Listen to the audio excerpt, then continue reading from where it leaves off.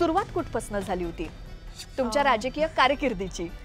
खरं तर लहानपणापासूनच राजकीय कुटुंबामध्ये जन्माला आल्यानंतर जडणघडणच तशा पद्धतीनं होत असते. लहानपणापासूनच एकंदरीत सामाजिक आणि राजकीय वातावरण बघत असतो. माझे आजोबासुद्धा राजकारणामध्ये होते. ते तालुका आणि जिल्हा पातळीवर राजकारणामध्ये होते. वडील जवळपास 40 वर्ष आता वडिलांना झाली राजकारणामध्ये. सो लहानापासून मोठे होईपर्यंत त्याच वातावरणात झालं. जर सुनील तटकरेंची मुलगी आदिती तटकरे अशी जर ओळख नसती तर मग आदिती तटकरे आज काय किंवा कुठल्या क्षेत्रात आम्हाला बघायला मिळाल्या असत्या? कदाचित या ह्याच्यात नसती तरी मी कुठे ना कुठेतरी सामाजिक क्षेत्रासोबतच जुडली असते. कॅबिनेटमध्ये बसताना किंवा काय अनुभवी किंवा सगळे जे मंत्री असतात, सगळे जे सदस्य आहेत, तर त्यांच्यासोबत काम करताना काही दडपण असतं किंवा काय? या मंत्रिमंडळामध्ये म्हणजे आता फडणवीस साहेब मुख्यमंत्री आहेत, त्यांच्या मंत्रिमंडळामध्ये किंवा शिंदे साहेबांच्या मंत्रिमंडळामध्ये काम करत असताना सुदैवाने कुठे दुजाभाव नाही जाणवला. त्याच्यातून माझा कॉन्फिडन्स वाढत गेला. बऱ्याचशा राजकारणामध्ये येणाऱ्या महिलांना तुम्ही ते काय सांगाल की काय करावं लागतं, काय तयारी असावी लागते, मानसिक, शारीरिक? जर तुम्हाला ती इच्छाशक्ती असेल की मला काम करायचंय किंवा मला राजकारणामध्ये सक्रिय व्हायचंय, समाजकारणामध्ये सक्रिय व्हायचंय, तर सगळ्यांसमोर वेगवेगळी आव्हानं येणार. ती सारखी येत नसतात. त्यात आपली इच्छाशक्ती किती दांडगी आहे हे महत्वाचं असतं. हा तुमचा स्वभावच आहे की या क्षेत्रात काम करताना डोक्यावर बर्फ आणि जिभेवर साखर ठेवावीच लागते? दोन्ही गोष्टी आहेत. मुळात माझा स्वभावही आहे, कारण मला असं वाटतं की तुम्ही खटाटोप आणि विनाकारण आर्ग्युमेंट्स करण्यामध्ये वेळ घालवण्यात काहीच अर्थ नसतो. जर तुम्हाला दिलेल्या संधीचं सोनं करायचंय, चांगलं काम करायचंय, तर आपण परफॉर्म केलं पाहिजे. महिला म्हणजे घरी असणं हे जास्त महत्वाचं असतं सणावाराला, आणि तितकंच महत्वाचं आहे की मतदारसंघातल्या लोकांकडनं जो अपेक्षा असते की आमच्या लोकप्रतिनिधी आहेत तर ते आमच्या सोबत वेळ द्यायला हवा, तर ते कसं मॅनेज करतात? ते सुदैवाने होऊन जातं, कारण घरात राजकीय पार्श्वभूमी असल्यामुळे माझ्या आजीनी, मम्मीनी किंवा सगळ्यांनी बघितलेलं आहे आधीपासून. तो ते एक बोलतो ना, एक गृहीत धरलेलं असतं त्यांनी की हे राजकारणामध्ये आहेत म्हटल्यावर इथे 10% वेळ आणि बाहेर 90% वेळ जाणारच आहे. मुलगी एक लग्नाच्या वयात आली की तिच्या लग्नाचा विषय निघतोच, तर तुम्हाला असं काही म्हणजे प्रश्न तर विचारले जातात, मात्र घरात काय आहे त्याबद्दल? ते माझ्याही घरात विषय होतो, माझ्या आई वडिलांचा वगैरे विषय होतो. पण सुदैवाने त्यांनी त्या 2 कॅटेगरीज वेगळ्या ठेवलेल्या आहेत. तुम्ही लहानपणापासून बघत असलेलं राजकारण आणि आत्ताची स्थिती याच्यात खूप फरक आहे. कारण मी ज्या वेळेला राजकारणामध्ये सक्रिय होण्याचा निर्णय घेतला त्यावेळेला परिस्थिती राजकीय सुद्धा वेगळी होती. नमस्कार, मी श्वेता. न्यूज 18 लोकमत विशेष आम्ही दुर्गा या कार्यक्रमामध्ये तुमचं स्वागत. आज आपल्यासोबत या कार्यक्रमात आहेत महाराष्ट्र राज्याच्या महिला आणि बालकल्याण मंत्री आदिती तटकरे. आदितीताई, खूप स्वागत तुमचं आम्ही दुर्गा या विशेष कार्यक्रमात. धन्यवाद. खरं तर तुमच्या रूपात एक दुर्गा म्हणून अनेक महाराष्ट्रातल्या मुली, महिला तुमच्याकडे पाहतायत की एक स्ट्रॉंगेस्ट पोझिशन आहे की जी तुम्ही आतापर्यंत तुमच्या कारकिर्दीमध्ये मिळवली आहात, जी राज्याचं महिला आणि बालकल्याण मंत्री पद तुम्ही भूषवताय. संपूर्ण महाराष्ट्रासाठी ही अभिमानाची गोष्ट आहेच. दुसरीकडे इथपर्यंत पोहोचण्यापर्यंतचा काय प्रवास होता, सुरुवात कुठपासून झाली होती तुमच्या राजकीय कारकिर्दीची? खरं तर लहानपणापासूनच राजकीय कुटुंबामध्ये जन्माला आल्यानंतर जडणघडणच तशा पद्धतीनं होत असते. लहानपणापासूनच एकंदरीत सामाजिक आणि राजकीय वातावरण बघत असतो. माझे आजोबासुद्धा राजकारणामध्ये होते. ते तालुका आणि जिल्हा पातळीवर राजकारणामध्ये होते. वडील जवळपास 40 वर्ष आता वडिलांना झाली राजकारणामध्ये. सो लहानापासून मोठे होईपर्यंत त्याच वातावरणात झालो. संघटनेच्या कामामध्ये मी सुरुवात केली ती 2009 मध्ये, ज्या वेळेला नव्याने मतदारसंघ त्यावेळेला आखले गेले होते. आणि त्यावेळेला मी ज्या मतदारसंघाचं आता प्रतिनिधित्व करते तो श्रीवर्धन मतदारसंघ नव्यानं त्यावेळेला तयार झाला होता पुनर्रचनेमध्ये, आणि तिथून खरं तर सुरुवात झाली. त्याच्यानंतर संघटनेच्या मध्ये काम करण्याची, सक्रिय काम करण्याची संधी ही राष्ट्रवादी युवती काँग्रेस ज्या वेळेला आदरणीय पवार साहेबांच्या मार्गदर्शनाखाली, आदरणीय सुप्रियाताई दादा यांच्या नेतृत्वाखाली सुरू झालं, त्याच्यामध्ये काम करण्याची मला संधी मिळाली आणि ते 2011-12 मध्ये होतं. आणि मग 2012 पासून संघटनेचं काम केलं. 2017 मध्ये पहिल्यांदा जिल्हा परिषदेची निवडणूक लढवली आणि मग त्याच्यानंतर जिल्हा परिषदेची अध्यक्ष आणि मग विधानसभा सदस्य, राज्यमंत्री, मंत्री म्हणून काम करण्याची संधी मिळाली. ही सगळी पार्श्वभूमी म्हणजे आणि हे सगळे संस्कार राजकीय आणि सामाजिक हे घरातनं मिळाले. मात्र जर सुनील तटकरेंची मुलगी आदिती तटकरे अशी जर ओळख नसती तर मग आदिती तटकरे आज काय किंवा कुठल्या क्षेत्रात आम्हाला बघायला मिळाल्या असत्या? मी म्हटल्याप्रमाणे ज्यावेळेला आपण एखाद्या राजकीय कुटुंबामध्ये जन्माला येतो त्यावेळेला साधारणपणे आपल्या अवतीभोवतीचं वातावरण तसंच असतं. जसं एखादे डॉक्टर असतील किंवा एखादं पत्रकार असेल, एखादं वकील असेल, यांच्या घरामध्ये सुद्धा साधारणपणे कमी जास्त प्रमाणात तशाच पद्धतीचं वातावरण असतं. आणि मे बी वडील जर दुसऱ्या क्षेत्रामध्ये असते, म्हणजे माझ्या आजोबांची फार इच्छा होती, ते पोलीस विभागामध्ये त्यांना काम करायचं होतं. पण त्यांची उंची थोडी अगदी 1 इंचानी कमी पडली आणि ते सिलेक्ट झाले नाहीत. तो कदाचित ते त्या फील्डमध्ये त्यावेळेला असते तर घरातली पुढची पिढी सुद्धा त्याच्यामध्ये कदाचित सक्रिय झाली असती. आज वडील गेल्या 40 वर्षापासून राजकारणात आहेत. आपोआपच त्या क्षेत्राकडे कल म्हणजे झुकणं हे स्वाभाविक होतं आणि त्याच्याही पेक्षा जास्ती ज्या वेळेला आपण संघटनेमध्ये काम करतो त्यावेळेला काम करत असताना आपण अनेकदा पक्षाचे प्रतिनिधी म्हणून लोकांपर्यंत पोचतो. त्यांच्यापर्यंत वेगवेगळ्या शासनाच्या आणि इतर बाबी पोचवण्याचा प्रयत्न करतो. आपोआपच त्याच्यातून अपेक्षा वाढत असतात. मग त्याच्यातून एक लोकप्रतिनिधी म्हणून काम करण्याची आपली सुद्धा इच्छा निर्माण होत असते. पण साधारणपणे माझ्या बाबतीमध्ये मी 10 वर्ष संघटनेमध्ये काम केलं. म्हणजे खूप मुबलक वेळ मी घेतला की मला निवडणुकीच्या राजकारणामध्ये नक्की यायचंय की नाही यायचंय. तर त्यासाठी कालावधी खूप घेतला. वडिलांचं तर स्वाभाविकरित्या राजकीय क्षेत्राकडे म्हणजे ते राजकारणातच असल्यामुळे कल आहे. माझ्या आईचा फारसा कल नव्हता. बरं. कारण तिचं म्हणणं होतं की दोन्ही मुलांनी फार राजकारणामध्ये काही येऊ नये. कारण तिने आजोबांचा वडिलांचा संघर्ष फार जवळून बघितलेला होता.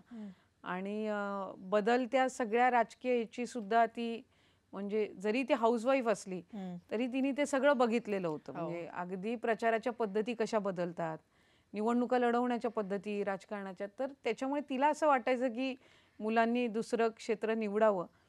पण एखादी गोष्ट जर आपल्या म्हणजे प्रारब्धात असली की आपण आपोआपच त्याच्याकडे वळत जातो आणि त्यातून ही संधी मिळाली.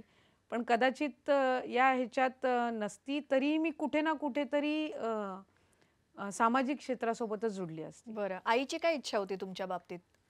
अशी म्हणजे तिला इतकंच होतं की राजकारणामध्ये यायच्या आधी तुम्ही थोडा विचार करा.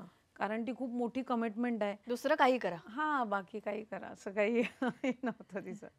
आता आपल्या मंत्रिमंडळामध्ये सगळ्यात कमी वयाच्या मंत्री म्हणून तुमची ओळख आहे आणि तुम्ही ज्या पद्धतीने सगळं हँडल करताय कॅबिनेटमध्ये बसताना किंवा काय अनुभवी किंवा सगळे जे मंत्री असतात, सगळे जे सदस्य आहेत, तर त्यांच्यासोबत काम करताना काही दडपण असतं किंवा काय? मुळात मी अनेकांना जवळून गेल्या अनेक वर्षांपासून काम करताना बघितलेलं आहे. अगदी वडील गेल्या अनेक वर्षांपासून राजकारणात असल्यामुळे तेही 15 वर्ष मंत्रिमंडळामध्ये होते. विलासराव देशमुख साहेब त्यावेळेला मुख्यमंत्री होते. सुशीलकुमार शिंदे साहेब होते. अनेकदा असं व्हायचं की आज जे मंत्री म्हणून आहेत म्हणजे चंद्रकांत दादा असतील, बावनकुळे साहेब असतील, भुजबळ साहेब आहेत, मुश्रीफ साहेब आहेत, राधाकृष्ण विखे पाटील साहेब आहेत, यांना वडिलांसोबत पण काम करताना मी बघितलेलं आहे. मी जिल्हा परिषदेचे अध्यक्ष असताना फडणवीस साहेब त्यावेळेला मुख्यमंत्री होते. त्यामुळे त्यांच्यासोबत सुद्धा मला त्यावेळेला संवाद साधण्याची संधी मिळाली होती. दादा तर आहेतच, म्हणजे त्यांच्या नेतृत्वाखाली अनेक वर्षांपासून काम करतोय. तो मला या मंत्रिमंडळामध्ये म्हणजे आता फडणवीस साहेब मुख्यमंत्री आहेत त्यांच्या मंत्रिमंडळामध्ये किंवा शिंदे साहेबांच्या मंत्रिमंडळामध्ये काम करत असताना सुदैवाने कुठे दुजाभाव नाही जाणवला. ओके. की ही कमी वयाची आहे तर हिने कॅबिनेटमध्ये बोलावं की नाही बोलावं, किती ते सिरियसली आपण घ्यावं, तर ह्या कुठल्या गोष्टी मला जाणवल्या नाहीत सुदैवाने. त्याच्यातून माझा कॉन्फिडन्स वाढत गेला. म्हणजे मला आठवतंय मी राज्यमंत्री म्हणूनही काम केलं. त्यावेळेला मंत्रिमंडळाच्या बैठकीमध्ये सहभाग घेण्याची आमची मर्यादा होती. आमच्या विभागाचा विषय असायचा त्यावेळेला कदाचित आम्ही तिथे असायचो किंवा तो संपूर्ण 2 वर्षाचा काळ कोविडमध्ये जास्ती गेला आणि कोकणामध्ये निसर्ग चक्रीवादळ, तौक्ते चक्रीवादळ, तर त्याच्यामुळे फार तिथेच म्हणजे राहणं असायचं. आणि मग राज्यमंत्री म्हणून तसं पाहायला गेलं तर कोविडच्या कालावधीनंतर जास्ती गती कामांना आली. पण इथे कॅबिनेट मंत्री असल्यापासूनच पहिल्या मीटिंगपासूनच मंत्रिमंडळामध्ये सहभागी व्हायची संधी मिळाली. तो मला आठवते पहिल्यांदा ज्यावेळेला मी एखादा विषय मांडला त्यावेळेला थोडंसं वाटायचं की आपल्याला किती सगळे इथे सिरियसली घेतील, आजूबाजूचे सगळे सीनियर आहेत. हां. कारण शिंदे साहेब मुख्यमंत्री होते तेव्हा तर मी एकटीच महिला मंत्री होती. अच्छा. आता मी पंकजाताई आम्ही हो. आहोत आणि त्या तर माझ्यापेक्षा खूप अनुभवी आहेत. कारण त्या 2014 मध्ये सुद्धा मंत्रिमंडळामध्ये होत्या. पण मला ते जाणवलं नाही कधी. आत्ताही फडणवीस साहेबांच्या नेतृत्वाखाली काम करताना ते खूप कमी वयात मुख्यमंत्री म्हणून झाले. हो. त्याच्यामुळे तो एज गॅप जाणवत नाही आणि दादांच्या ओव्हरऑल सगळ्या ह्याच्यामध्ये कधी डिस्क्रिमिनेशन नसतं की ही मुलगी आहे किंवा इनफॅक्ट ते तर एकदम नाही तू तरुण आहेस तर तू हे अजून केलं पाहिजेस त्याची हे जास्ती असली पाहिजे, काम करण्याची गती जास्ती असली पाहिजे. सो सुदैवाने मला असं दुजाभाव कधी दोन्ही मंत्रिमंडळामध्ये ही जाणवला तर चांगलीच गोष्ट आहे, पण एक आपल्यावरची असलेली जबाबदारी आणि बऱ्याचशा गोष्टी या स्वतःहूनही तुम्हाला खूप काही हँडल करावं लागतं, तर तेव्हा ती तयारी कशी असते तुमची? की बऱ्याचशा राजकारणामध्ये येणाऱ्या महिलांना तुम्ही ते काय सांगाल, की काय करावं लागतं, काय तयारी असावी लागते, मानसिक, शारीरिक सगळीच? साधारणपणे इच्छाशक्ती असणं मला वाटतं हे सर्वात महत्त्वाचं आहे. कारण तुमच्या मानसिक किंवा शारीरिक ज्या काही कमतरता असतील याच्यावर फक्त तुमची इच्छाशक्ती मात करू शकते. जर तुम्हाला ती इच्छाशक्ती असेल की मला काम करायचंय किंवा मला राजकारणामध्ये सक्रिय व्हायचंय, समाजकारणामध्ये सक्रिय व्हायचंय, तर सगळ्यांसमोर वेगवेगळी आव्हानं येणार. ती सारखी येत नसतात. कारण आम्ही प्रत्येकजण वेगवेगळ्या बॅकग्राऊंडमधून आलेलो आहोत. प्रत्येक जणातल्या कुटुंबातली सगळी हे वेगळी असते, परंपरा किंवा ओव्हरऑल काम करण्याची पद्धत किंवा तिथल्या परिस्थितीनुसार वैचारिक क्षमता सुद्धा असते. त्याच्यामुळे आव्हानंही सगळ्यांसमोर वेगवेगळी येत असतात. त्यात आपली इच्छाशक्ती किती दांडगी आहे हे महत्त्वाचं असतं. एकदा ती असली की आपल्या शारीरिक आणि मानसिक ज्या काही कमतरता असतात त्याच्यावर आपण नक्कीच त्याच्यावर मात करू शकतो. एखाद्या या खात्याची संपूर्ण राज्यभराची जर जबाबदारी आहे, किती स्ट्रॉंग राहायला लागतं. टीका झालेल्या असतील किंवा काही प्रश्न विचारले असतील त्यांना उत्तरं देताना. जर आपण काम योग्य पद्धतीनं केलं असेल आणि आपण काम करत असताना बारीक सारीक प्रक्रियेपासून जर सक्रिय असलो तर मग उत्तरं देत असताना सुद्धा कुठेही कुठली अडचण येत नाही. म्हणजे मला साधारणपणे विभाग म्हणून काम करत असताना मी अगदी बारीक सारीक गोष्टीपासून अधिकाऱ्यांसोबत समन्वय साधणं, त्या समजून घेणं, त्या जाणून घेणं आणि मुळात मी मंत्री आहे म्हणून मला सगळं कळतं ही मानसिकता मी ठेवत नाही. तर मला त्याच्यातून खूप शिकायला मिळतं. म्हणजे आज जरी मी मंत्री म्हणून विभागाची प्रतिनिधी असली तरी विभागात असे अनेक जण आहेत जे खूप वर्षांपासून काम करतायत. त्यांचा अनुभव माझ्यापेक्षा जास्ती आहे. तर त्यांच्या अनुभवातून सुद्धा जर काही सूचना येत असतील तर त्या आपण घेतल्या पाहिजेत आणि त्यांचा आपण सकारात्मक पद्धतीनं विचार केला पाहिजे.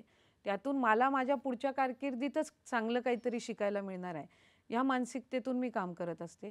प्रत्येक दिलेलं सजेशन काही वाईट नसतं किंवा आपल्याला कमी लेखण्यासाठी ते नसतं. उलट ते आपल्याला चांगल्या पद्धतीनं अधिक शिकवणारच असतं. मला असं वाटतं की महिलांनी आणि सगळ्या लोकप्रतिनिधींनी आपण जर या मानसिकतेने काम केलं तर आपण प्रत्येक आपल्या टर्ममध्ये चांगल्या पद्धतीचं आपण लोकांसमोर काम करू शकू आणि एक उदाहरण ठेवू शकू. हा तुमचा स्वभावच आहे की या क्षेत्रात काम करताना डोक्यावर बर्फ आणि जिभेवर साखर ठेवावीच लागते? दोन्ही गोष्टी आहेत. मुळात माझा स्वभावही आहे कारण मला असं वाटतं की तुम्ही खटाटोप आणि विनाकारण आर्ग्युमेंट्स करण्यामध्ये वेळ घालवण्यात काहीच अर्थ नसतो. जर तुम्हाला दिलेल्या संधीचं सोनं करायचं आहे, चांगलं काम करायचं आहे तर आपण परफॉर्म केलं पाहिजे आणि ह्या सगळ्या बारीक सारीक गोष्टी आपण मागे पुढे म्हणजे त्याच्यावर दुर्लक्ष करणं आपण शिकलं पाहिजे.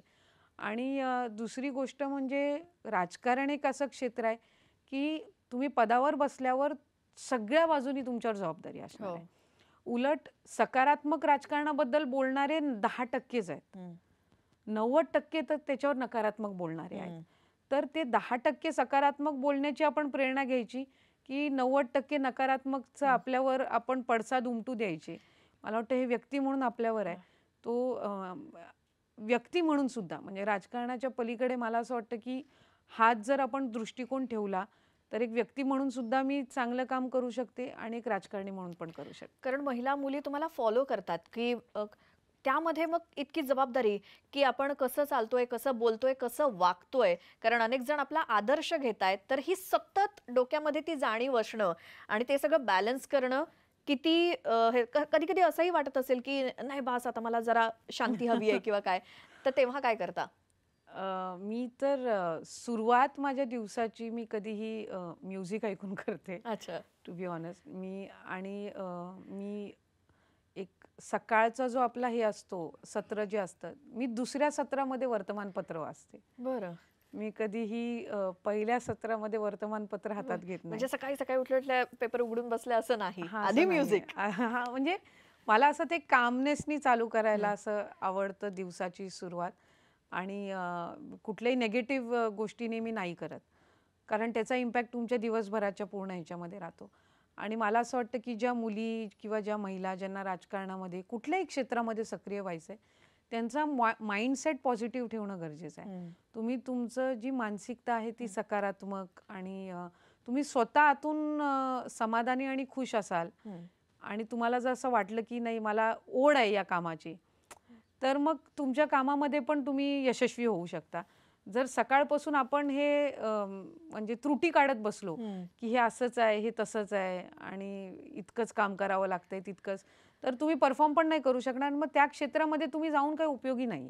कारण तुम्हालाही मानसिक समाधान नाहीये, त्यामुळे तुम्ही इतरांना ते देऊ शकत नाही. संगीत ऐकण्याची इतकी आवड आहे तर मग गायनाची पण आहे नाही, का? नाही, नाही. ऐकण्याची आवड. I am a good listener. Okay. आणि समजा ठीक आहे, या सगळ्या बाबतीमध्ये काही क्वालिटीज या त्या महिला असेल किंवा या राजकारणातल्या मंत्री असू दे, नाही तर कुठेही काम करत असते. अगदी जसं तुम्ही म्हणाला की लोकल वरती काम करणारी महिला असेल, नाही तर मग राज्याच्या. काय क्वालिटीज असायला पाहिजेत तर ती सक्सेसफुल राजकारणी होऊ शकते? सक्सेसफुल राजकारणी किंवा कुठल्याही क्षेत्रामध्ये सक्सेस आपल्याला मिळवायचं असेल, तर मला स्वतःला असं वाटतं की एक आपलं नवीन-नवीन शिकण्याची मानसिकता असली पाहिजे. आपण थोडं एक विचारांची व्यापकता ठेवली पाहिजे. म्हणजे मी म्हटल्याप्रमाणे गुड लिस्नर असलं पाहिजे, की आपल्याला 10 ठिकाणून जर चांगले सजेशन्स येतायत, तर ते आपण घेतले पाहिजेत. हां, ॲट द सेम टाईम तेवढं अलर्टनेस पाहिजे, की हे कुठलं चांगलं सजेशन आहे आणि कुठलं वाईट सजेशन आहे. तर ते एक आपल्यामध्ये ती एक मानसिकता असणं खूप गरजेचं आहे. आणि कुठल्या ना कुठल्या क्षेत्रामध्ये आपल्याला आपलं अस्तित्व तयार करायचं आहे किंवा आपल्याला एक स्वतःची वेगळी ओळख निर्माण करायचं आहे. तर ही एक इच्छा ही प्रत्येक महिलेने ठेवणं हे खूप गरजेचं आहे. कारण टीका करणारे बरेच भेटतील. नो अनेक जण असतील की म्हणायला की अरे हे तू चुकतेसच आहे. जे चांगले म्हणणारे आहेत की हे तू चांगलं केलंयस, त्याच्यातून तुम्ही प्रेरणा घ्या. आणि जे म्हणतायत की तुम्ही चुकतायत, तर ती जर तुम्हाला दुरुस्त करता येत असेल तर त्याच्यासारखं चांगलं तर काहीच नाही. अगदी म्हणजे टीका करण्याचा तुम्ही जो प्रश्न म्हणजे मुद्दा काढलात, तर त्यामध्ये लाडकी बहीणवरनं तर अजूनही टीका होतच आहेत. त्यावरती तुम्हाला अजूनही उत्तरं द्यावीच लागतायत वेगवेगळ्या प्रश्नांवर. तर तेव्हा हे सगळं हँडल करत असताना स्ट्रॉंगली सुनील तटकरे हे खंबीर नाव पाठीशी आहे. तर त्या परिस्थितीमध्ये किंवा हे सगळं असताना तुम्ही जेव्हा हे सगळं हँडल करता, तेव्हा जर ते नाव नसतं पाठीशी, तर हा संघर्ष कठीण असता की का तो आत्ता सोपा आहे? मला म्हणजे नेहमीच एका गोष्टीचं या एक 7-8 वर्षात जेव्हापासून मी जिल्हा परिषद अध्यक्ष किंवा राज्यमंत्री, मंत्री म्हणून काम करते, एका गोष्टीचं मला नेहमीच म्हणजे एक वडिलांप्रतीची जे आपण म्हणतो एक आदर किंवा काम करत असताना, कारण मी राजकारणात त्यांना बघितलंय, त्यांना वडील म्हणून मी बघितलेलं आहे.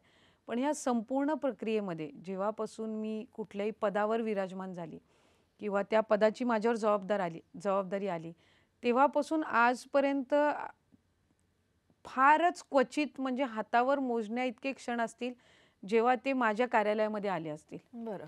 म्हणजे मी जिल्हा परिषदचे अध्यक्ष झाल्यावर सुद्धा मला त्या खुर्चीवर बसवायला ते आले, म्हणजे सगळेच जसा तो कार्यक्रम असतो त्या कार्यक्रमाला ते होते. त्याच्यानंतर ते जिल्हा परिषदेच्या कार्यालयात कधी आलेले मला आठवत नाहीत. माझ्या मंत्रालयातल्या सुद्धा कार्यालयामध्ये त्यांचं येणं अगदी क्वचित एखाद दुसऱ्या वेळेतच असतं. म्हणजे एक काम करण्याचं स्वातंत्र्य किंवा तुझ्या क्षमतेनुसार तू काम कर. जिथे तुला गरज वाटेल तिथे मी आहे तुला गाईड करायला. पण तू पहिला प्रयत्न कर. म्हणजे ही जी त्यांची मुभा देण्याची जी मानसिकता आहे, ही मला वाटतं की मला एक व्यक्ती म्हणून आणि एक राजकारणी म्हणून शिकण्यासारखी आहे आणि त्याचबरोबर मला एक एक पाठबळ देणारी ही मानसिकता ठरली. कारण जर प्रत्येक बारीक-सारीक गोष्टीमध्ये ते गाईड करत राहिले असते, तर कदाचित मी आज तितक्या क्षमतेने तयार झाली नसती. पण मला पहिलं त्यांनी सांगितलं, की "तू तू तुझ्या ह्यानी प्रयत्न कर. हं, if it doesn't get sorted म्हणजे त्याच्यात जर काही अडचण आली तर मी आहे. हं, पण मी आहे म्हणून तू पहिलं पाऊल उचलणारच नाही असं कधी व्हायला नको." हं. तो त्याच्यामुळे माझ्या रोजच्या मंत्रालयीन कामकाजामध्ये किंवा प्रशासकीय कामकाजामध्ये कधीच त्यांचा हस्तक्षेप राहिला नाही. मला वाटतं याच्यामुळे मला लवकर तयार होण्याची जी क्षमता आहे हं. ती त्यातून निर्माण झाली. ताई तुम्ही कधी चिडताना असं बघितलेलं नाहीये फार तुम्हाला म्हणजे पत्रकार असू देत समोर किंवा कोणी असू देत तर प्रत्येकालाच अगदी नम्रपणे हे उत्तर देण्याचं म्हणजे ही सवयच आहे, स्वभाव आहे का ते ठरवलेलंच आहे की नाही चिडून काही कामं होत नाहीत तर ही अशी करायची आहेत? मी प्रशासकीय आणि या सामाजिक किंवा राजकीय ह्याच्यामध्ये खासकर मीडिया असेल किंवा कार्यक्रमांच्या ह्याच्यामध्ये चिडण्याचं प्रमाण हे खूप कमी आहे. जेवढं असेल तेवढं कदाचित माझ्या कार्यालयीन कामकाजामध्ये ऑफिसमधले काही जे काम करणारे आहेत त्यांच्यावर जर कुठे काही ते पण अगदीच जर एखादं काम एखाद्याचं राहिलं त्यांच्याकडून मी सांगून करायचं, हं. तर मग तो काही थोडाफार होत असतो. कारण तो नॉर्मल मानवी स्वभाव आहे. त्याच्यामुळे राग आणि थोडी चिडचिड ही असणारच. पण माझ्या प्रशासकीय आणि माझ्या राजकीय कामकाजामध्ये जितका कमी मला वाटते राग येईल तेवढं जितका त्रागा कमी होईल तेवढं परफॉर्मन्स चांगलं राहील. आणि मला असं साधारणपणे वाटतं, की 100 मधली अशी अनेक कामं असतात जी आपल्याकडून होणारी नसतात. हं. पण आपण त्या समोरच्या व्यक्तीला अं, कसा प्रतिसाद देतो, ह्या गोष्टीवर खूप अवलंबून असतं. माझ्याकडे उदाहरणार्थ एखादं काम आलं, मला माहिती आहे हे प्रशासकीयरित्या होण्यासारखं नाहीये. हं. पण जर त्या व्यक्तीला कळलं, की हे नाहीच बोलतायत, हं. म्हणजे ह्यांची कळण्याचीच मानसिकता नाहीये, हं. तर त्याच्यापेक्षा त्यांना वेगळ्या पद्धतीनं समजावून, की याला ही अडचण आहे. हं. म्हणजे त्यालाही वाटता कामा नये, की आम्हाला कळण्याची मानसिकता नाहीये किंवा नकारात्मक मानसिकता आहे असंही त्यांना नाही वाटलं पाहिजे. पण त्याचबरोबर त्यांना हे कळलं पाहिजे, की बाबा हे नियमात बसत नाहीये. हं. त्याच्यामुळे त्याच्यामध्ये मी जास्ती थोडं लक्ष देत असते आणि इतर कधी पत्रकार किंवा या ह्याच्यामध्ये माझा चिडण्यासारखा प्रसंग कधी आलाही नाही. मी येऊही दिला नाही आणि मला वाटते पुढेही कधी सुदैवाने मी येऊ देणार नाही. ही जी मॅच्युरिटी आहे ती की सगळ्या जबाबदाऱ्या आल्या आहेत मला हे सांभाळायचंय मला हे करायचंय तर ती आपोआप येते आणि ती दाखवावी लागते जगासमोर. मात्र घरी असताना आई वडील समोर आहेत तर तेव्हा कधी असं म्हणजे की ती मॅच्युरिटी बाजूला ठेवून आपण आई वडिलांच्या समोर आहोत तर त्यांच्याकडे हट्ट हा केलाच जातो तर असं कधी घडतं का? हां, घरी होतं. घरी तर खूप होतं आणि मला असं वाटतं ते एका नॉर्मल व्यक्तीसाठी आणि आपल्या कौटुंबिक जीवनाच्या दृष्टीने सुद्धा मला असं वाटतं ते खूप महत्त्वपूर्ण आहे, की फॅमिली लाईफ हे फॅमिली लाईफ राहिलं पाहिजे. म्हणजे एखाद्या मॅचला जर मी जात असेल, तर माझा भाचा हट्ट करतो, की मला यायचंच आहे म्हणून. हं. किंवा एखादी माझी आई किंवा माझी वहिनी शॉपिंगला गेली असेल, तर मी त्यांना सांगणार, की बाबा तुम्ही माझ्यासाठी घेऊन या म्हणून. ओके. किंवा वडील कधी कुठे ट्रॅव्हल करत असतील तो हं. तो ते तर असतं. घरातही बारीक-सारीक ह्याच्यावर नव्हतात. आता आम्ही तिघंही राजकारणामध्ये आहोत. हो. पप्पाही आहेत आणि मी आणि भाई सुद्धा. तर माझ्या मम्मीचं बऱ्याचशा वेळेला होतं, की "अरे सणासुदीला तरी तुम्ही घरी थांबा." हो ना. मग त्यावेळेला थोडं होत असतं, की आम्ही कार्यक्रम ऑलरेडी घेतलेले असतात. मग तिचं थोडं हे होतं. मग आम्ही थोडं ॲडजस्टमेंट करून एक-एक जण थोडं लवकर येण्याचा प्रयत्न करतो. सो या नॉर्मल हे होत असतात. पण एक आम्ही प्रयत्न करतो, की प्रत्येक सण हं. आणि सणाची सुरुवात ही आम्ही घरात एकत्र करतो. मग हो, कारण अगदी एक गणपती महिला म्हणजे घरी असणं हे जास्त महत्वाचं असतं सणावाराला आणि तितकंच महत्वाचं आहे की मतदारसंघातल्या लोकांकडनं जो अपेक्षा असते की आमच्या लोकप्रतिनिधी आहेत तर ते आमच्या सोबत वेळ द्यायला द्यायला हवा हवा. तर ते कसं मॅनेज करतं? नाही ते सुदैवाने होऊन जातं. कारण घरात राजकीय पार्श्वभूमी असल्यामुळे माझ्या आजीनी, मम्मीनी किंवा सगळ्यांनी बघितलेलं आहे आधीपासून. तो ते एक बोलतो ना, एक एक गृहीत धरलेलं असतं त्यांनी, की हे राजकारणामध्ये आहेत म्हटल्यावर इथे 10% वेळ आणि बाहेर 90% वेळ जाणारच आहे. आणि माझी आजीसुद्धा फार प्रगल्भ आणि प्रगतिशील विचारांची आहे. तिचं वय आता 93 आहे, पण अगदी हं. वाचनामध्ये अगदी पेपरमधल्या सगळ्या बातम्या ती वाचते. हं. आणि ती रात्री येऊन सांगणार, की आज तुझी ही बातमी या कार्यक्रमाची आली होती. वा. सो तो एक सपोर्ट मला वाटतंय खूप महत्त्वाचा आहे. हं. आणि ज्या ज्या महिला राजकारणामध्ये, समाजकारणामध्ये आहेत, मला म्हणजे खात्री आहे की त्यांच्या घरातून हा सपोर्ट मिळाल्याशिवाय काम करणं हे अवघड असतं. त्यांच्या घरच्यांना फार सॅक्रिफाईस करावं लागतं. येस, अगदी. आता स्वतःची जबाबदारी तुम्ही अगदी इंडिव्हिज्युअली सगळी हँडल करताय. एक एक किस्सा म्हणजे आठवतोय तो महिला दिनाला तुम्ही महिलांना संबोधित करत होतात आणि रायगडला जेव्हा पूर आलेला होता तेव्हा त्या पुराच्या पाण्यामध्ये उतरूनचे असे काही बरेचसे अनुभव तुम्ही तेव्हा सांगितले होते. काय तेव्हा घडलं होतं की तुम्ही लोकप्रतिनिधी आहात म्हटल्यावर लोक अर्थातच अपेक्षा करणार की तुम्ही इथे यायला हवे आणि आम्ही कुठल्या परिस्थितीमध्ये आहोत ते त्यांनी बघायला हवं. तर तेव्हा तुम्ही तिथे गेलात तेव्हा काय काय फेस करायला लागलं होतं? आम्ही महिला दिनाच्या निमित्ताने महिला पत्रकारांसोबत नेहमी संवाद साधत असतो आणि अनेकदा वेगवेगळ्या गोष्टींची चर्चा होते. कारण शेवटी महिला पत्रकार, महिला आमदार किंवा मंत्री, लोकप्रतिनिधी आणि हा एक संवाद असतो. आपापले अनुभव असतात आणि हे दोन्ही असे फील्ड्स आहेत ज्यांना ग्राउंड लेवलवर काम करावंच लागत असतं. म्हणजे अगदी कुठलीही परिस्थिती असो त्याच्यामध्ये काम करावंच लागत असतं. तो मला आठवतंय जुलै महिन्यामध्ये 22 जुलै रोजी जो महाडचा आणि चिपळूणचा महापूर झाला होता. मी सकाळीच म्हणजे पावसाचं प्रमाण खूप होतं. रेड आणि ऑरेंज अलर्ट हे जिल्ह्याला दिलेलंच होतं. त्यावेळेला पालकमंत्री होती मी त्या कालावधीमध्ये. कोविडचा कालावधी नुकताच असा थोडा संपत आला होता. म्हणजे दुसरी लाट वगैरे जी आहे ती ओसरायला वगैरे सुरुवात झालेली होती. आणि त्या सगळ्या प्रसंगामध्ये ज्यावेळेला आम्हाला कळलं की महाड शहरामध्ये पूर परिस्थिती आहे. मी एका गावात होती माझ्या मतदारसंघातल्या, जेव्हा मला कळलं की महाड शहरामध्ये असा पूर येतोय आणि मग मी तिथे प्रस्थान करायला सुरुवात केली की आपण तिथे जाऊया आणि तिथल्या परिस्थितीचा आढावा घेऊया. नॉर्मली आपण महिला म्हणून काम करत असताना एका बाजूला आपल्याला करिअर, आपलं काम या सगळ्या गोष्टी असतात. ज्या गोष्टीचा आपण मगाशी उल्लेख केला खरं तर शारीरिक आणि मानसिक सक्षमता. शारीरिक ऑफकोर्स आपल्याला महिन्यातून ते 5 दिवस असे असतात की आपल्याला त्या हॉर्मोनल चेंजेस, क्रॅम्प्स, पेन आणि या सगळ्या ह्याच्यातून जावं लागत असतं. मला आठवतंय माझ्या मासिक पाळीचा दुसरा दिवस होता तो. आणि मी खरं तर या गोष्टीचा त्या संवादामध्ये पहिल्यांदाच उल्लेख केला. आज कदाचित हा दुसरा असेल. कारण अनेकदा आपल्यामध्ये एक ऑकवर्डनेस असतं या गोष्टीचा आपण उल्लेख करतो त्यावेळेला. आणि कितीही आपण प्रगतिशील विचारांचे झालो तरी आजही इंटरॅक्ट करत असताना एक ऑकवर्डनेस एक त्याबद्दल असतंच. पण मला आठवतंय की मी जेव्हा तिथे गेली त्यावेळेला कमरेभर पाणी तिथे आलेलं होतं आणि आम्ही चालत चालत त्या सगळ्या परिस्थितीमध्ये जिथे आम्ही एक एक घर बघत होतो तिथल्या सगळ्या ह्यांना आम्ही त्या राफ्ट्सनी, रेस्क्यू बोट्सनी काढण्याचा प्रयत्न करत होतो. म्हणजे कधी कमरेवर पाण्याच्या वर गेलंय मलाही लक्षात नाही आलं सगळ्या त्या कामाच्या ह्याच्यात वगैरे. आणि नंतर तिथून हे करताना एक असा क्षण होता की मला ते लक्षात आलं, अरे आपण यु नो हे आहे. पण मी त्यावेळेला म्हणजे तो विचार नाही केला की आता आपल्याला पुढे जायचंच आहे. बाकीचे जी तिथे अडकलेले आहेत त्यांना आपल्याला भेटायचे. तिथे रेस्क्यू टीम्स पोचल्यात की नाही, प्रशासकीय यंत्रणा पोचली की नाही हे आपल्याला बघायचं आहे. मग त्या गोष्टीची मी त्यावेळेला काहीच चिंता न करता मी जस्ट काम करत राहिली. आणि मला साधारणपणे वाटतं की ही एक अशी अडचण आहे की ती स्वाभाविकरित्या आणि तेव्हा म्हणजे काही एक्सक्यूज पण नाही सांगणार एक्सक्यूज आहेत. नसतं एक. आणि माझ्या अवतीभोवती सगळे पुरुष होते. म्हणजे मी एकटी, कारण त्या परिस्थितीमध्ये तशा कोण महिला पदाधिकारी का अधिकारी पण तिथे पाण्यात. आणि मुळात त्या सगळ्या पुराच्या परिस्थितीमध्ये 2-3 महिला अधिकारी अशा होत्या ज्या अडकल्या होत्या स्वतःच पुराच्या परिस्थितीत. तर तेही एक होतं की अरे आपल्या त्या तालुक्यातली एक महिला अधिकारी आहे जी पुरात अडकलेली आहे, जिच्यासोबत आपलं कम्युनिकेशन होत नाही आहे.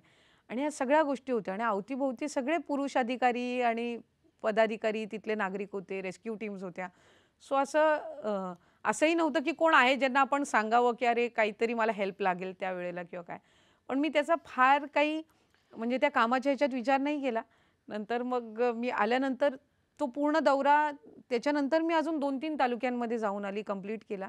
पण मला एका बाजूला ती एक शारीरिक आपली हे असते, अडचण असते किंवा त्या मासिक पाळीच्या त्या 5 दिवसांमध्ये असते. प्रत्येक जणाची त्याची हे तीव्रता वेगवेगळी असते. सुदैवाने मला त्यावेळेला ती क्षमता मिळाली की मी त्याच्यावर मात करून ते काम करू शकली. आणि मला असं वाटतं की तीच एक गोष्ट म्हणजे असं आहे की आपण आपल्या शारीरिक आणि मानसिक ह्याच्यावर मात करणं ती आपली इच्छाशक्तीच करू शकते. आता ही गोष्ट कोणाला सांगायला जाणार? विरोधक तर तयारच असतात बोलायला की लोकप्रतिनिधींना ग्राउंडला उतरून बघायला पण नको. हेही असतं. तेव्हा विरोधक अशा खालच्या पातळीवर जेव्हा टीका करतात, तेव्हा त्यांना फेस कसं करता? नाही, मी मुळात मी नकारात्मक गोष्टींकडे खूप कमी लक्ष देते. हं. मी फार लक्ष कधी नकारात्मक गोष्टींकडे देत नसते. मला असं वाटतं की टीका करणारे करत असतात.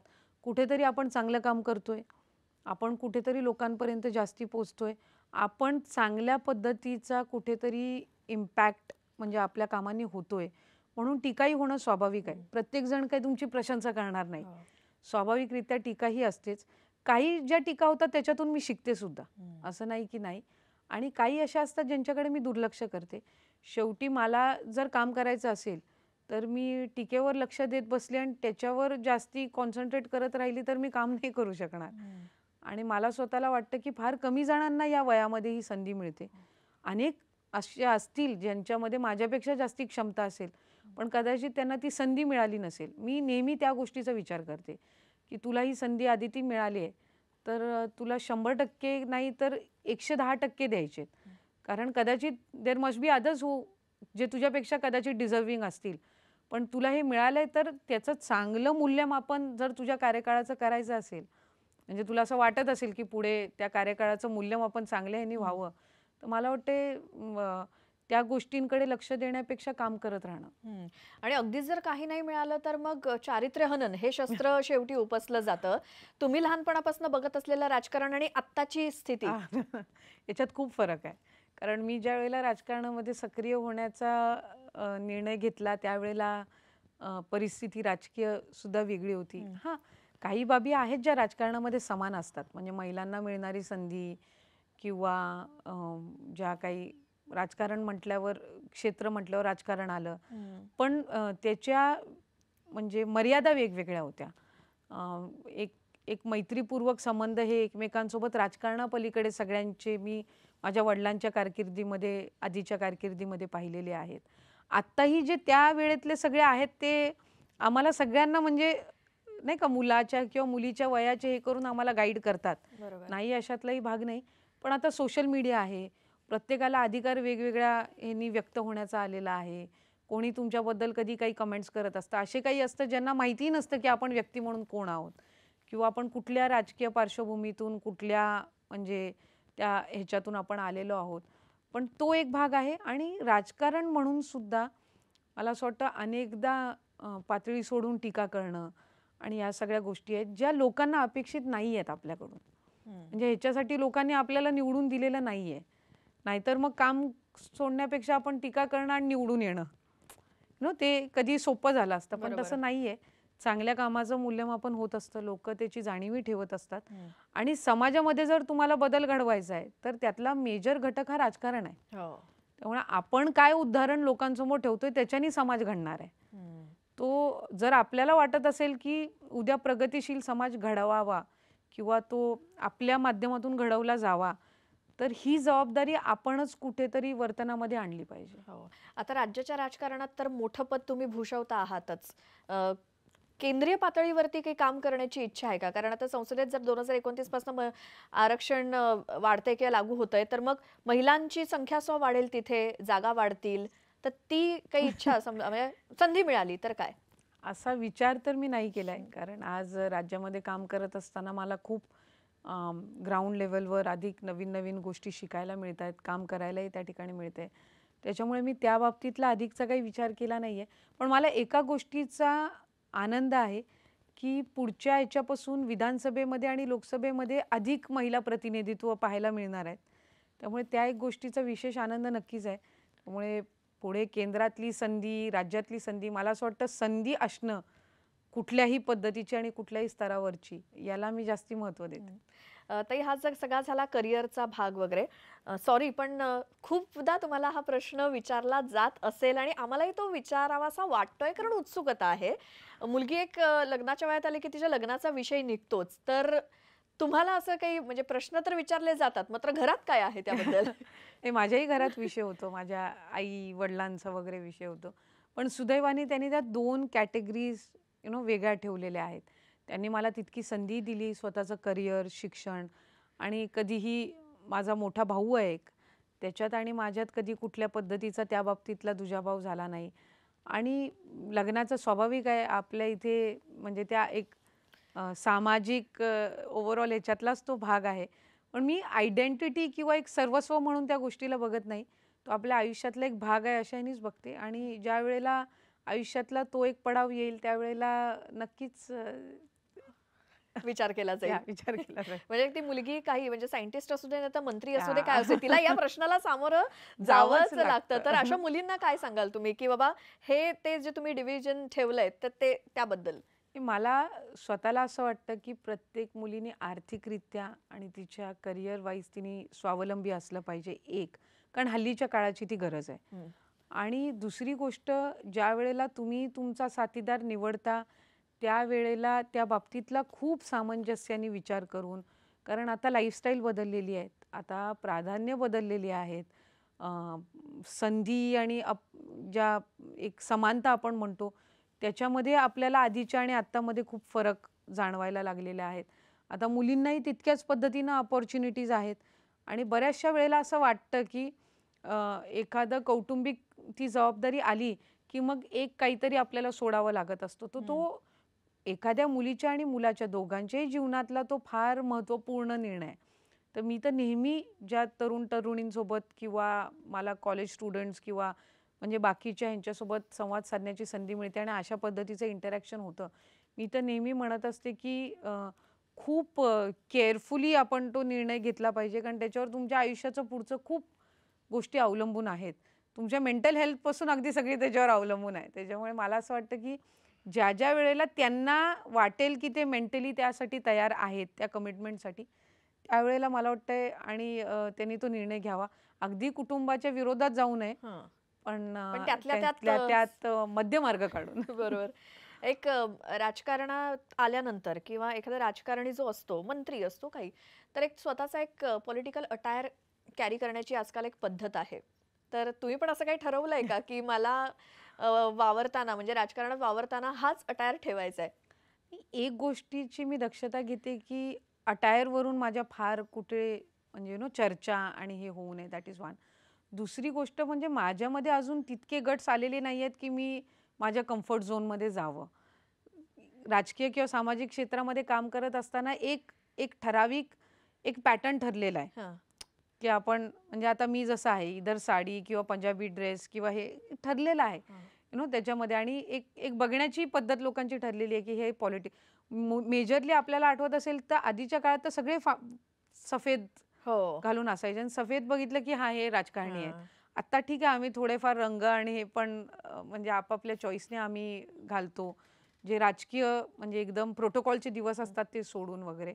पण मी कॅज्युअली माझ्या पर्सनल लाईफमध्ये तर मी ट्रॅक पॅन्ट आणि टी शर्ट किंवा जीन्स आणि टी शर्ट पण मी घालत असते. पण मी पॉलिटिकल ह्याच्यामध्ये दक्षता घेते की उगाच तो नको तो चर्चेचा विषय नसावा. करेक्ट. सो मी ते पण जे जे त्याच्या पलीकडे जाऊन स्वतःच्या इच्छेनुसार वावरतात, हं.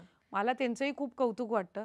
कारण त्यांनी ते गट्स त्यांच्यामध्ये तयार केलेले आहेत की त्यांची चॉईस आहे ती कपड्यांची किंवा अटायरची आणि ते त्याच्यातून वावरतायत. सो माझ्यामध्ये अजून ते गट्स आलेले नाही आहेत. मी ज्यावेळेला बाहेरच्या म्हणजे परदेशात ज्यावेळेला जाते हं. राज्याचं प्रतिनिधित्व करायला, हं. तेव्हा मी फॉर्मल्स घालते. ओके. म्हणजे प्रॉपर सूट, फॉर्मल अटायर, हं, हं, हं. लाईक पॅन्ट सूट वगैरे मी घालत असते. इथेही काही जर ठराविक इव्हेंट्स असले, काही ड्रेस कोड असेल तर मी घालते. ओके. पण मोस्टली इट इज दिस आणि ते मग यात एक जास्त कम्फर्ट झोन कम्फर्टेबल आहात. झालेला आहे. ओके. मला असं ते बघावं नाही लागत फार की हे कुठून काय सो थोडं हे आहे. आता त्याच्यात वेळ कमी जातो. मुलगी म्हटलं किंवा कोणी महिला म्हटलं, नटण्या मुरडण्याची आवड असते. साड्यांची असते, हां. ज्वेलरीची असते, मेकअपची असते किंवा आणखीन कशाची असेल. तुम्हाला कसली आवड आहे? मला ज्वेलरीची फार कमी आहे. ओके. असं फार असं हे नाही आहे. आणि साडी वगैरे हां, गणपती असेल, नवरात्र, घरातले सण असेल तेव्हा मी नेसते. अदरवाईज काम करत असताना मी थोडं कम्फर्टलाच जास्ती प्रिफर करते. कारण 8-8, 9-9, 10-10 तास जर किंवा कधी-कधी तर त्याच्याही पेक्षा जास्ती जर आपण काम करत असू, हं. तर मला असं वाटतं कम्फर्ट गरजेचं आहे. कारण मेंटली ते आपल्याला थोडं एक हे असतं की अरे मी कम्फर्टेबल आहे. नाहीतर मग त्याच्यातून वेगळी चिडचिड होत असते की अरे हे इथेच टोचतंय तिथेच तर मी त्याच्यामध्ये प्रिफर नाही करत. मला असं वाटतं मी बाहेर पडले घराच्या कामासाठी तर माझं 100% लक्ष कामातच असलं पाहिजे. हो. निवडणुका असतात किंवा आणखीन काय काय बरंच सगळं हे सगळं हँडल करत असताना एक स्ट्रेस घालवण्यासाठी किंवा एक निवांत की मला नाही आता शांतता हवी आहे, जसं आपण मगाशी म्हणाल तुम्हाला म्युझिकची तर आवड आहेच, मात्र एक स्ट्रेस घालवण्यासाठी खास करून काही आहे का तुमचा असा फंडा की बाबा ते केलं की बरं वाटतं? मी वाचते, वाचनही करते. आता मी सध्या उर्मिला नावाचे एक पुस्तक आहे. बरं. ते वाचते जे लक्ष्मणाच्या पत्नीबद्दल आहे. ओके. आणि आपण रामायणामध्ये राम, लक्ष्मण, सीता, हनुमान यांचं सगळं आपण हे वाचलेलं आहे साधारणपणे वनवास आणि त्या काळामध्ये उर्मिलेची काय दशा होती हां. ह्याचं फार क्वचित आपण विचार किंवा त्याचं वाचन केलेलं आहे. तर समर नावाचे एक हे आहेत त्यांनी 3 पुस्तकं लिहिलेली आहेत. हां. एक पार्वतीवर आहे, एक राधावर आहे आणि एक उर्मिलेवर आहे. तर मी त्याच्यातलं पहिलं उर्मिला वाचायला घेतलंय. तो इतर वेळेलाही मी वाचन करते. अगदी मृत्युंजय असेल, युगंधर असेल, यासारख्या कादंबऱ्या असतील, वपू काळेंचं असेल, पुलंची असेल, अगदी बटाट्याची चाळ याच्यापासून किंवा वपुर्झा, वपुंज मी वाचन करते. मला जितका वेळ मिळेल तेवढा आणि ओके. म्युझिक आणि बऱ्याचशा वेळेला सोशल मीडियावर ॲक्टिव्ह असल्यामुळे इन्स्टावर काही रील्स बघण्यामध्ये सुद्धा काळ जातो. सो ते एक स्ट्रेस बस्टर्स असतात. तो त्याच्यानी मला असं वाटतं की काम करण्याची आपली क्षमता वाढते, कमी होत नाही.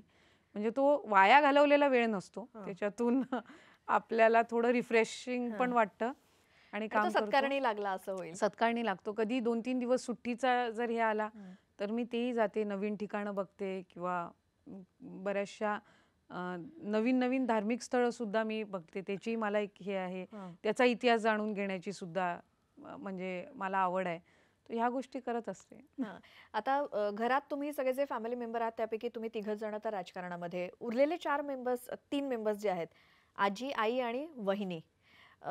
त्यांच्याकडनं असे काही पॉलिटिकल टिप्स मिळतात का तुम्हाला तिघा जणांना? पण ते महत्त्वाचे असतात हां पण. असतात हां. अगदी. कारण ते बघत असतात सगळं आणि त्याचा एक फायदा असा असतो की ते राजकीय कुटुंबात आहेत पण ते अराजकीय आहेत.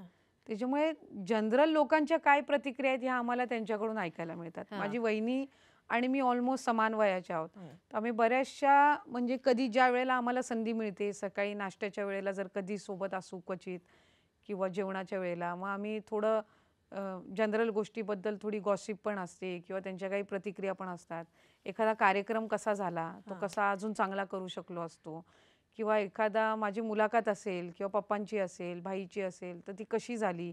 मग तू काय नाही बोलायला पाहिजे होतंस, तू काय बोलायला पाहिजे होतंस, याबद्दल टिप्स मिळतात. आजी माझी खूप वाचते, पेपरमध्ये वगैरे खूप वाचते. ती पण मग सांगत असते. एखादा तिला ड्रेस पण एखादा आवडला तर आजचा ड्रेस चांगला आहे, कालचा तेवढा चांगला नव्हता. वाह! वाह! तर तेही असतं किंवा ती ते वाढदिवसाचे कॉलम्स वाचते वर्तमानपत्रामध्ये जे येतात. हो, आजचा वाढदिवस. हां आणि मग ती त्याच्यातनं रात्री कधी भेट झाल्यावर सांगते, "अरे ह्यांचा आज वाढदिवस होता, तू फोन लावलेलास का? किंवा तुझं म्हणजे हे झालं का?" आठवण तर करून ते देते, हां, की तर जेणेकरून त्या छान घडावं असं. घडावं असं. कोण आहेत अशा खऱ्या आयुष्यातल्या आदर्श महिला तुमच्या? माझ्या घरातूनच या तर दोघी आहेतच. कारण मी माझ्या आजीला अ, आजोबांच्या निधनानंतर एकटीने घर सांभाळताना बघितलंय. माझे आजोबांचं निधन झाल्यानंतर 6 महिन्यांनीच वडिलांनी एका निवडणुकीला सामोरे गेले. ते पहिल्या निवडणुकीत पराभूत झाले. पण माझ्या आजीने अजिबातही त्यांना म्हणजे त्याच्यातून निराश होऊन दिलं नाही. माझी आई अशी आहे की जिला माहिती आहे या राजकीय क्षेत्रामधल्या काय संघर्ष असतो. कारण तिच्या पतीच्या रूपाने तिने तो बघितलेला आहे. पण मुलगी म्हणून ज्यावेळेला मी पुढे जाते तेव्हा ती तेवढं पाठबळही मला देते, की माझी मुलगी पुढे जाते आणि ती स्वतःचं म्हणजे एक चांगलं काम करते. त्याचा एक आनंद पण ती नेहमी व्यक्त करत असते. राजकीय क्षेत्रामध्ये तर अनेक अशा आयडियल्स आहेत जे आपण बघितल्यात. अगदी इंदिरा गांधींपासून सुषमा स्वराज असतील. सुषमा स्वराजांची पार्लमेंटमधली भाषणं आजही जर आपण बघितलं तर महिला लोकप्रतिनिधींनी पार्लमेंटमध्ये मांडलेली भूमिका ही त्यांच्या माध्यमातून आपण अनेकदा बघितलेली आहे. आणि हे रोल मॉडेल्स आहेत. मला वाटतं की त्याच्यातून कुठे ना कुठेतरी आमच्या लहानपणी आम्हाला वाटलं की आम्ही अशा पद्धतीनं परफॉर्म करावं किंवा आजही आपण देशाची पहिली महिला पंतप्रधान म्हणून, म्हणजे एकमेव इंदिरा गांधींना आपण त्यावेळेला आयर्न लेडी म्हणून संबोधित केलं जायचं. हो. तर त्याच्यामुळे आजही त्यांचे काही तत्कालीन परिस्थितीनुसार असतील, but in a way it is a role model for us. म्हणजे त्यांच्या ज्या काही चुका झालेल्या असतील त्याही वाचायला मिळतात, पण त्यांनी जे केलेलं आहे काम तेही वाचायला त्या निमित्ताने मिळत असतं. मला साधारणपणे वाटतं हे असे रोल मॉडेल्स आहेत. वेगवेगळ्या क्षेत्रामधले सुद्धा आहेत, की आता म्हणजे लता दीदींचा जर आपण इतिहास बघितला, दीनानाथ मंगेशकर यांचं तशी कारकीर्द खूप लहान होती, खूप कमी वयामध्ये त्यांच्यावरूनही वडिलांचं छत्र हरपलेलं होतं. पण त्यातून त्यांनी बहीण म्हणून पुढची भावंड सगळी सांभाळली आणि त्यांना म्हणजे आज त्या हयात नाही आहेत, पण हे म्हणजे एक वेगवेगळ्या क्षेत्रातली ही उदाहरणं आहेत आपल्या समोरची जे विसरता येणार आणि जे नाही. विसरता येणार नाहीत. तो असे खूप उदाहरणं आहेत.